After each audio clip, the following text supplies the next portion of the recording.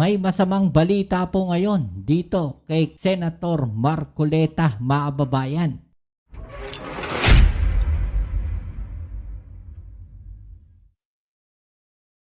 Alright, so ito, nagbabalik tayo mga kababayan dito po sa ating channel sa Bobs TV. Ay, so ito pag-usapan natin mga kababayan dahil akala po siguro nitong si Senator Marcoleta at ng mga DDS nakalusot na po siya. No, doon po sa kanyang kaso sa Comelec mga kababayan. Pero ito po, no, meron pong masamang balita dito po kay Senator Marcoleta mga kababayan. At ito po, no, mukhang medyo mas mabigat po yung kanyang mga kakaharapin mga kababayan. Okay, so yan ang ating alamin ngayon at pag-uusapan. Pero syempre bago ang lahat, please don't forget to subscribe, like, share, comment dyan sa comment section. At syempre shoutout sa rin sa mga subscribers at followers natin dyan. Maraming salamat sa inyong suporta. At one view, one like po sana ang ating request sa mga followers natin dyan at sa mga nanonood po dito sa ating video. Pakilike naman po yung ating video mga kababayan. At syempre, pakisuportahan na rin po yung isa nating channel. Nandiyan dyan po sa ibaba yung link. Pakiclick na lang po at pakisubscribe na rin mga babayan. Right? So ito, grabe no. Akala ng mga DDS, mga babayan, lusot na po itong si Senator Marcoleta, mga babayan. Pero mukhang meron pa po siyang kailangang harapin, no, ng mga panibagong kaso.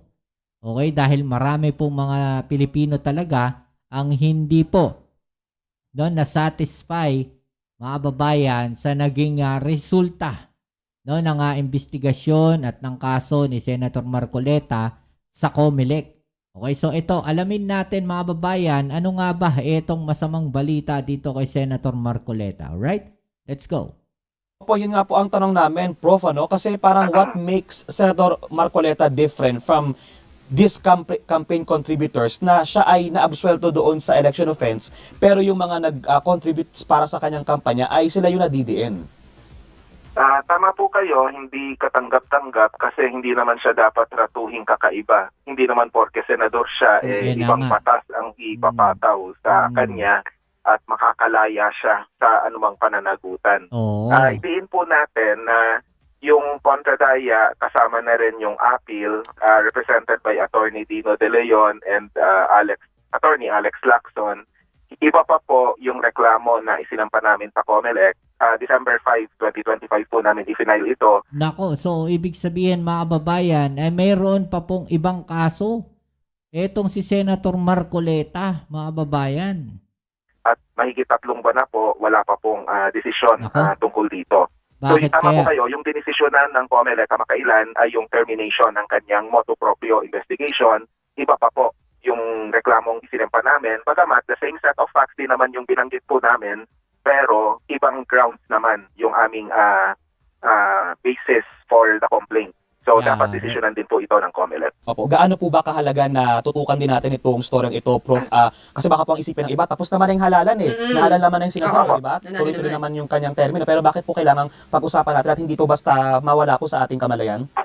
Kasi po, ito po ay nagsiset ng dangerous precedent, lalo na po sa darating na 2028 election. Tama. Kasi posible na gagamitin ng mga mayaman at makapangyarihan yung playbook ni Marcoleta para hindi na properly mag-disclose ng kanya mga campaign. Yun na nga, yung sinasabi natin mga kababayan. No? Kapag ito pong kaso ni Marcoleta, no, kagaya niya, nakalusot sa Comelec, gagayahin na po yan. No, ng ibang mga politician, ng ibang mga contributor, mga kababayan. No, kasi kung yung katwiran niya utang na loob na lang 'yan. No, ganun ang katwiran niya, yun na lang din ang kakatwiran ng mga politician na 'yan, mga kababayan. 'Di ba? Gagayahin na lang po yung ginawang example na itong si Senator Marcoleta. Hindi po maganda 'yan, mga kababayan. 'Di ba? Hindi po maganda yan sa paningin ng taong bayan. Dahil kung ganyan rin lang naman pala talaga, parang sila na lang din ang pinoproteksyonan ng batas na ginagawa nila. Diba? Kaya kung may mga ganyang kaso, mga babayan, dapat po managot. Pagka hindi tama, hindi po appropriate, no, yung kanilang ginawa at alam nating mali, mga kababayan, wag nang pagtakpan. Kahit pa sabihin natin na yan yung batas na ganito, na ganyan. Ngayon, kung meron naman sa iba naman na pwedeng isang pa na kaso kay Marcoleta, isang pa yung kaso na yun. Di ba mga kababayan? Kasi hindi po tama yung example na ginawa ni Senator Marcoleta. Contribution. Ang idea dito ay pwede pala na mag-request ng anonymity. Una, yung diba? mga contributor sa kampanya. Ikalawa, basta't sila ay magko-contribute bago yung kampanya, hindi na kailangang ideklara. Pwede diba? pa. Marami nang makakalusot niyan. Kasi yun na rin yung ikakatwiran nila eh. Diba? Bakit si Marcoleta pinayagan ninyo? Diba? Tapos kami hindi ninyo papayagan. See? Nakita ninyo mga kababayan, hindi dapat ganun. No, pag nagkamali o nang ginawa ang isang politician, no, kagaya po niyan, yung hindi pagdideclare sa kanyang sose, dapat po kasuhan. Pala yung zero campaign contributions. Opo. At kung sakaling magigipit sila, ang maiipit ay yung mga nag-contribute at Yan na nga. tax-free yung mga kandidato. So yung ganyang idea, attractive yan sa mga nagnanais magtago ng katotohanan at Tama. syempre hindi po natin palalampasin ito. Kaya Gagamitin at gagamitin na yan. panawagan namin sa COMELEC, please look into our complaint that we filed on December 5, 2025 para po magkaalaman na. Opo, at ang sinasabi rin po ni Senador Marcoleta, inamin niya na nakatanggap siya ng 75 million pesos na halaga ng donation. Yun na nga umamin pa, mga kababayan. Diba? May pag-amin eh. Tapos hindi nyo tutuluyan sa kaso. Nangyari, Comelec. From these three individuals, pero kiniklaim niya na natanggap niya naman to bago pa yung start nung campaign period, bago pa siya nadeklarang kandidato. Ano ang maaaring implication ng ganong argument, Prof? Lumalabas na sige, mag-contribute lang, yung mga idedeklara mo lang, yung mga nakuha mo nung ikaw ay kandidato na, and delikado po yan. Kasi dapat nakasulat sa SOSE, may yung terminong truthful nandoon yung deklarasyon bago ka Tama. pumirma. Tapos hindi naman nagdi-distinguish dapat kung kailan mo nakuha yung kampanya, yung campaign funds, was it before or during the campaign period? Kasi ilalagay mo lang naman doon sino, magkano at kailan mo nakuha yung campaign contribution. So any money that has to do with the elections, any funds that you use for the purpose of being elected, dapat po nakadeklara po yan. Opo. So yun yung usapin po rito At gaano po ba ka-significant ang campaign contributions, Prof? Kasi baka po ang isipin din po ng iba, gusto lang naman namin mag-contribute gusto lang namin suportahan itong kandidato ito, bakit kami tututukan at pag-iinitan na din? Ito kasi yan, mga kababayan. Diyan po sa campaign contribution na yan, mga kababayan. Diyan po nanggagaling o diyan nagsisimula. No, yung po nga palakasan system. Diyan po nagsisimula yan. Kasi once nagbigay ka ng campaign contribution, no, sa isang kandidato, automatic, sabihin natin, wag na tayong magpakatanga rito, mga kababayan. Automatic yan, may utang na loob ka. Kahit sinong politician yan, politiko na tumatakbo, na tumanggap ng campaign contribution, matik yan, may utang na loob ka doon sa taong nagbigay sa'yo. At kapag yan ay humingi ng pabor, mga kababayan, sa mga politiko na yan, kailangan nilang bigyan ng pabor yang mga yan. Yan yung sinasabi ni Marcoleta. Utang na lang yan. Utang na loob. Kasi po, nagre-reflect ito doon sa magiging disposisyon ng kandidato, lalo na kung siya ay nag-occupy ng sensitibong opisina, national office man yan o local office. Kasi kapag nakita natin, napansin natin, halimbawa sa usapin ng mga allocated projects, nakakakuha ng malaking porsyento itong taong ito, bubusisiin mo yung SOSE, halimbawa, titingnan mo, contributor ba ito sa kampanya, bakit tila favorable yung pagtrato sa kanya ng isang elected official kumpara sa iba pa. So, yun yung isang check and balance po dun sa SOSE. Basta't makatotohanan yung deklarasyon.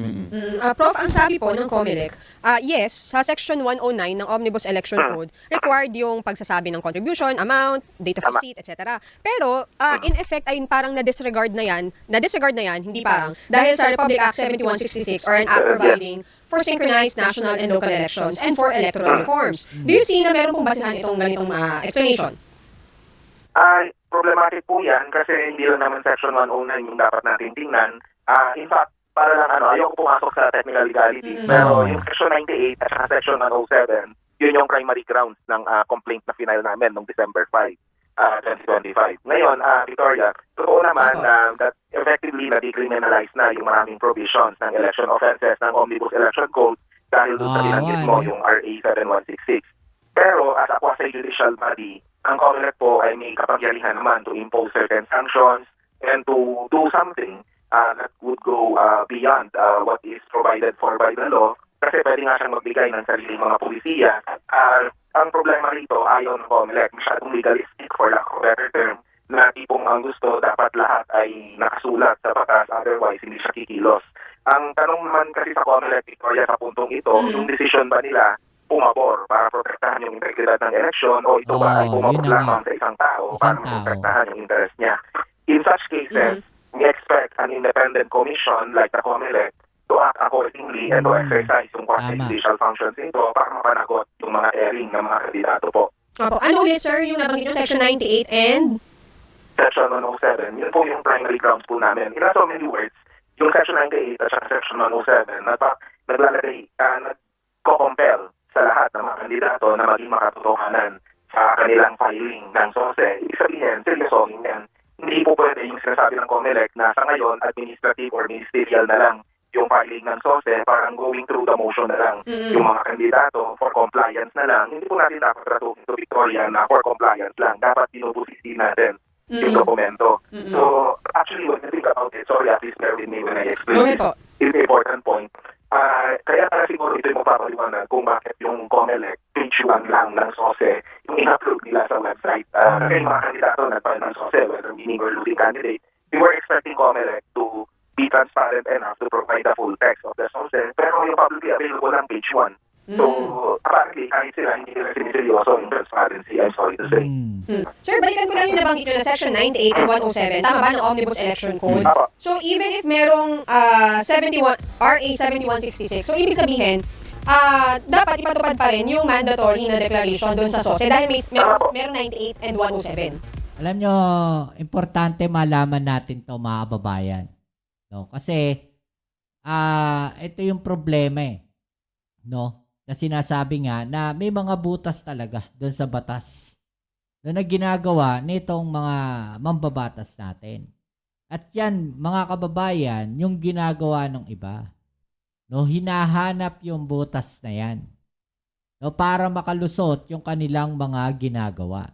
'Di ba? Yan yung masama diyan Kaya actually, no, nakakaawa na lang talaga yung mga ordinaryong mamamayan na hindi alam yung batas na yan. 'Di ba? Tapos meron tayong sinasabi na batas na hindi po pwede. No, hindi mo pwedeng gamiting depensa yung yung pagiging ignorante mo no sa mga batas. 'Di ba? Napaka kawawa ng mga taong bayan pagkagano. Kasi hindi naman tayo lahat alam natin yung batas 'Di ba? Kung may alam man tayong batas, ilang lang naman yung mga batas na alam natin. 'Di ba? Kumbaga, yung mga generic lang. Pero pag mga ganitong klaseng batas, di ba? Hindi na natin alam yan Kaya napaka-importante na malaman natin. No? Ano ba yung mga batas na to? Di ba? Importante yan. Opo, tama po yun. Kasi yung focus ng aming complaint, yung usapin ng truth-telling. At sa periodismo, alam naman natin, mahalaga yun. Lalo na yung factual accuracy at contextual accuracy. At batay doon sa kanyang interview sa media, hindi ko napapanggitan yung news media organization, definitely hindi DZMM or ABS-CBN. Binanggit po ni Marcoleta na inamin niya publicly na may mga nag-donate sa kanya, hindi pa pinapakilala noon, at hindi pa alam kung magkano. Sinabi na ayaw magpakilala, at sinabi niya na ano ang gagawin niya sa isang sitwasyon. Tapos nung huli, pinakilala rin niya, di ba? Yun ang masama. All of a sudden, meron kang tao na iniharap, na biglang pumayag, na kami yung haharap. O sige, haharap na kami, samantalang nung una, ayaw nilang humarap. 'Di ba? Parang parang mapapaisip ka Talaga ba? Totoo ba yan? Baka fall guy yan. So, na ayaw magpakilala. Please take note, doon sa media interview na yon noong November 2025, wala siyang binanggit na nakakuha siya ng donasyon before the campaign period. Later na lang lumabas ito nung nag-file siya ng affidavit sa COMELEC. Kaya alam mo, Victoria, yung kawalan ng transparency, talagang it's very telling. At pinupuri rin natin naman yung media, sila yung unang nagsiwalat ng ganitong discrepancy sa SOSE. Kasi sa media, unang lumabas yung katotohanan na zero pala yung campaign contributions niya. Kung hindi ito naisiwalat, hindi siya magsasalita. Tama. Kaya yung transparency Kumbaga sa kung di nasilip, di ba? Dilusot na. niya is very telling. Nung medyo nakuli na, saka lang siya umamin. That was November 2025. Opo. Sa tingin niyo, Prof, may mga kailangan bang amyendahan na rules o yung mismong batas po ng Omnibus Election Code para lang mas malinaw yung gantong provisions at para nga po hindi maulit next time? Kasi 2028 elections is malapit na po. Malapit At baka na. nga po yung binanggit po niya, pinangangambahang maulit yung gantong mga kaso after po ng 2028 elections. Well, posible yan. No? Sabi nga natin noon pa. Noong nakaraan pa natin sinasabi, doon sa mga nakaraan nating mga vlogs tungkol dito. No, posible po yan. No, naggamitin yung taktika o yung strategy na ginawa ni Marcoleta. 'Di ba? Gagamitin yan, mga babayan. Maniwala kayo. Kita ninyo. Tama po kayo kasi yung Kaya yun yung pangit 'di ba? Yun yung pangit na ginawa ni Marcoleta. Tapos, yung pa yung pangit na ginawang desisyon ng COMELEC. 'Di ba, mga babayan? Omnibus Election Code, kada 80 na po yan, kaya panahon na talaga para ma-review. At syempre, kailangan natin ng mas malinaw na mekanismo para sa transparency and accountability. Pero syempre, isa-isahin muna natin yung mga kinakailangang reforma. Hindi ito hiwalay dun sa panawagan para buwagin yung mga political dynasty. Dapat isa yon sa mga batayang dapat unahin. Kasi hanggat nariyan yung mga dinastiya sa Pilipinas, posible pa rin ma-weaponize yung mga batas kahit na gano'ng kaganda ang intensyon ng batas, basta may mga maiitim na balak ng mga tao, lalo na yung mga dinastiya, kaya nga kailangan mabuwag yun para mawala na yung, para tuluyang mabawasan, kung hindi man mawala, yung probable weaponization of whatever laws that we have. Oo. Prof, ang sabi ni former Congressman Mike Defensor, double standard yung desisyon ng COMELEC dahil absuelto si Senator Marcoleta, sila na nag-contribute, possible na humarap sa election offense. Would you agree with former Congressman Defensor? Tama po yun, may double standard talaga. Pagkamat sila ay may pananagutan din naman, dapat managot din si Marcoleta. Kailangan ipaliwanag ni Defensor bakit, at ni Biraya at ni Espiritu, kung bakit gusto nila ng anonymity. Di ba dapat transparent tayo sa paggastos ng ating mga pera, lalo na sila ay mga public figure kung hindi man mga malalaking negosyante. Pero ang challenge kila Defensor, Biraya at Espiritu sa pagkakataong ito, total nandito na sila sa ganitong sitwasyon at hindi pa nila isa publiko yung mga nalalaman nila tungkol kay Marcoleta kasi yun na nga hindi katanggap-tanggap that he gets away scot-free, so might as well spill the tea right now. And of course, yung pananagutan ni na Defensor Biraya at Espiritu, nariyan pa rin yan. Pero tama naman si Mike, dati kong kaklase sa UP, nung dati pa kami, na may double standard po talaga. Opo. Ano po ang nakikita ninyong implication ito para po sa ating mga botante po, para po sa taong bayan na kung sakali po na may mga ibang kakandidato at mananalo po opisyal, na ganito na yung kanilang magiging blueprint. Okay, so yun mga kababayan. No? So eto na, no, yung masamang epekto ng ginawa netong si Marcoleta. At di lang po si Marcoleta, pati ng COMELEC, mga kababayan. Yeah, so ano pong masasabi nyo ngayon, mga kababayan? No? I-comment sa ibaba yung mga opinion na ating yung pag-usapan. Alright? So yan, muli kita-kits tayo sa ating next video upload. Ito muli ang inyong Kuya Mobs, it's Mobs TV. Peace. I'm out.